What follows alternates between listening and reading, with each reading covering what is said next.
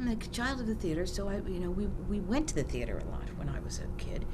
My dad knew all the stage managers, and we went to see them in the theater, and we went to see other people in the theater, and we saw him on TV. I remember seeing Bye Bye Birdie with my sisters, my two sisters, holding each other's hands and squealing, because Bye Bye Birdie was for teenagers.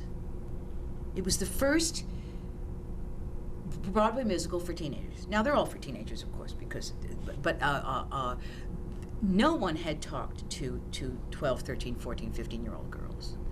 It was about grown-ups and their various problems, the musical theater. So there were all these girls on the telephone and guys talking. The telephone, the opening number was just, we were gone. We were gone on Bye Bye Birdie. We had some very terrific talent, and they, because I'd sung, with some success, I pretended to be a singer, they put back a song that was not in the show on Broadway because the lady who played the mama couldn't sing. She came Medford, just didn't sing, so they cut it for a number of reasons. So that was reinstated. What's that word? Reinstated. Reinstated, thank you.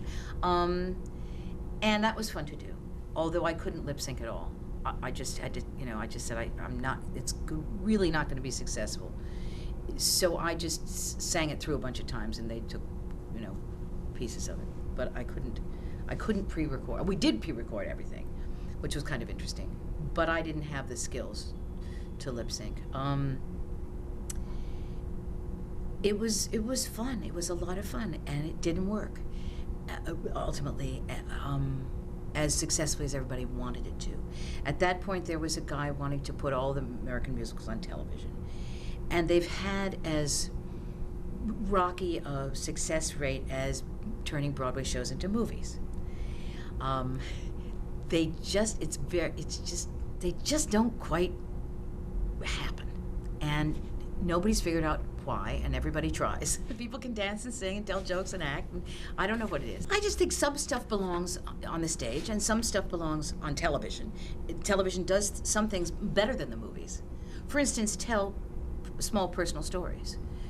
Small personal stories, when they took those from early television, like Marty and stuff like that, turned them into movies, they didn't quite work. Sometimes, but movies does scope. Movies does, a lot of things. It does both scope and coming in and watching what's happening in your eye. Right.